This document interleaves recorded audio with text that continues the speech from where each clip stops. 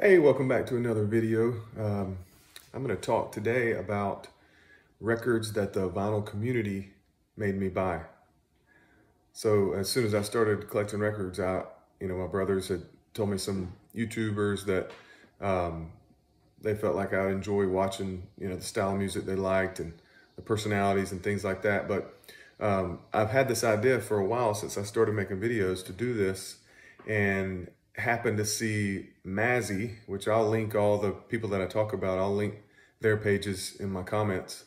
But I saw Mazzy do with a guest. He did a video on the same topic, that vinyl records that the vinyl community made him buy. So that secured it for me. I've got to make one of these, and so I'm going to get started. This first one I have is a Riverside original mono of Cannonball Adderley.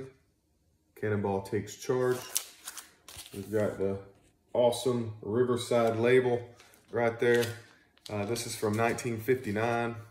It's in unbelievable shape. I found it at a local antique store's record booth outside of Athens, Georgia.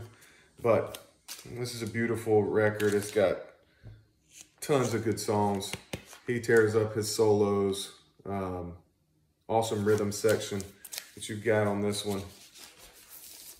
You've got Cannonball Adderley, Wynton Kelly on the piano, Paul Chambers on the bass, and Jimmy Cobb on the drums, and Percy and Albert Heath play on side 2 on a couple of the songs. But if you haven't heard this, look it up. I would say that I purchased this one because the tunes from the Man Cave. He's huge jazz fan, a lot of knowledge in the area, and I watched him more than anybody when I first got started. So Tunes from the Man Cave, calls himself the Riverside Rambler, and anything with Cannonball Adderley, buy it. He always says that. So I give Tunes from the Man Cave credit on this one. This is my first original Riverside that I own. So excited about that, and just a beautiful record. The next one I have is a record that you see all over the VC. A lot of people think, its popularity is really from the cover, but it's just the music is so different than everything else. But especially in my taste, this is I guess you'd call it progressive rock. But obviously, these guys are one of a kind, and this record's really good. I like all the songs. Probably an acquired taste, but so everybody in the VC shows this one because it is an iconic cover. But I would give credit to this one to Dylan at Noble Records, because he posted something on his Instagram story, and I commented, "Hey, I haven't even listened to this record. I know that it's very popular," and he sent me a link of a song to listen to, and I did, and I found a great deal. And this is a 50th anniversary reissue, double LP, in the Court of the Crimson King. So King Crimson, iconic cover. Noble Records, along with everybody else in the VC, has led me to buy that. So appreciate it. Next one I have is still Noble Records, Green Onions, Booker T and the MGs. Just a good, soulful, bluesy, popular songs on this record that he redoes, and very interesting cover. Green Onions, Booker T, and the MGs.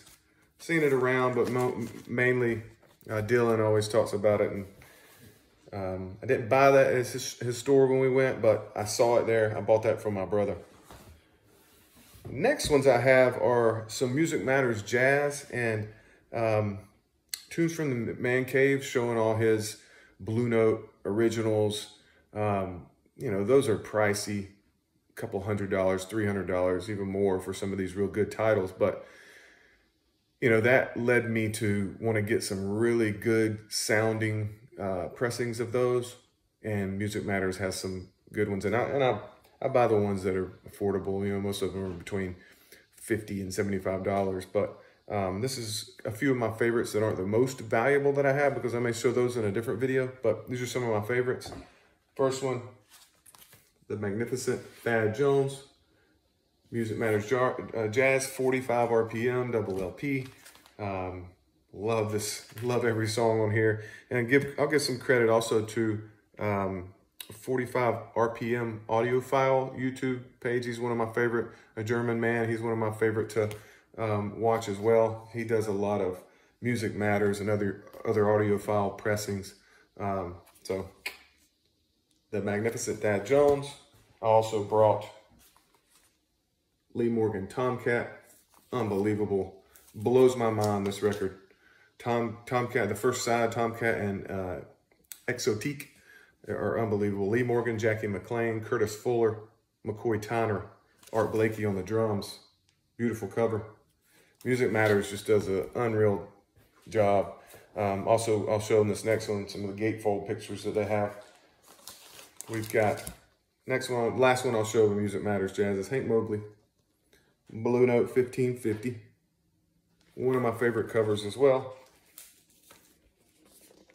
Beautiful photos inside the gatefold. Again, double LP, 45 RPM. So I'm gonna give credit to Tunes from the Man Cave for his original Blue Notes that he shows, and then 45 RPM Audiophile YouTube page. Great videos from him as well. The next one, I will give credit to Ken McCauliff. If y'all don't know him, look him up, Ken McCauliff. He's a jazz expert. And one day he was talking about his favorite jazz pianist, and he said, Hank Jones. Okay, so we just talked about Thad Jones. I believe they're brothers. But Hank Jones, the trio, this is Savoy right here. 1956 original mono. I hunted this down, found a great deal on it. It's in way better condition than the listing online said it was. So I feel like I got an awesome deal.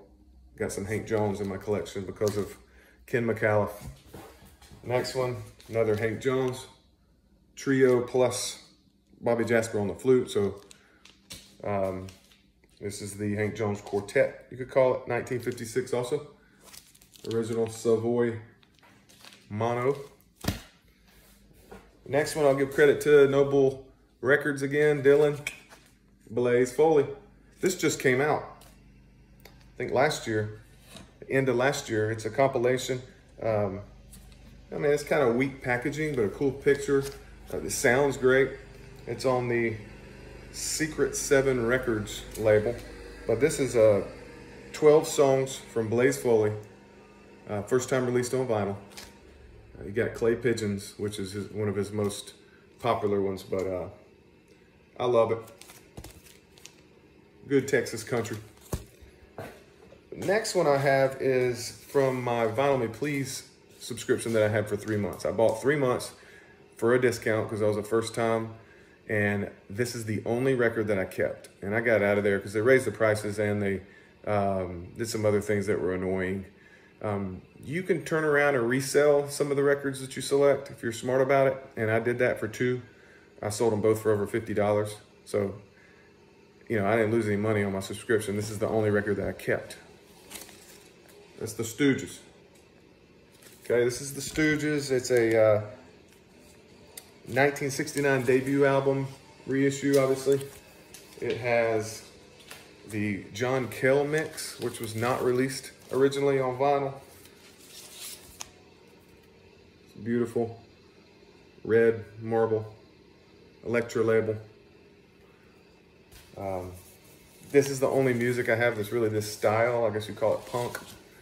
So I enjoy having this in my collection because it's great packaging. It's a, you know, one-of-a-kind mix that they put on vinyl. And, you know, got something from Vinyl Me Please from my subscription. Sold the other 2. I sold a Salt and Pepper, and I sold the White Stripes distilled. All right, my next one will be, and I showed the Vinyl Me Please because, you know, that's part of the vinyl community. So Vinyl Me Please led me to buy that.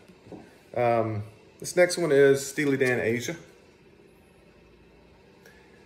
A lot of you know, a lot of articles I've read and then videos I've seen, have, you know, they call this an essential for a record collection. But first time I saw it was Ken McCauliff showed a video of 10 essential rock albums that need to be in your collection. So this is a little jazz rock here, Steely Dan from 1977. But the interesting thing for me as a pretty good jazz fan is that Wayne Shorter, I didn't know that, is the saxophone on the title track for Asia. So Steely Dan, Asia. Ken McCauliff had that on the list of essentials to a record collection. And the last one I have for today is, this one is a record I saw on Tales from the Crate YouTube channel, as well as Blind Island. And he actually talked about it in a video with the Vinyl Guru I saw yesterday. I don't know if that's when it was recorded, but it was the match game with Blind Island and Vinyl Guru. And he showed this record as one that he recently gotten that he's most proud of. And it is Dennis Wilson, Ocean Blue. And this is a great record. I like the cover, but you know, coming from the Beach Boys and kind of just their story, both of those brothers' stories are so interesting. Just the mental health, the creativity, the love for music, love for each other, the battles. I mean, it's a different kind of music, but I really enjoy it. My brother picked this up for me at a record show that I wasn't able to go to. I told him if he saw it for $25 or less, get it, and he did it. So happy to get it right there. Dennis Wilson, Ocean Blue. And so I've seen that a lot, and but I think that what led me to really go after it was that video with Tales from the Crate. Said that it was really something to look into if you're starting a record collection, because it's kind of rare and there's not a lot of reissues of it. But this is on the Caribou, I believe. Yes, Caribou. All right. Well, thanks again for tuning in. Comment, like, subscribe. And until next time, keep spinning that next play.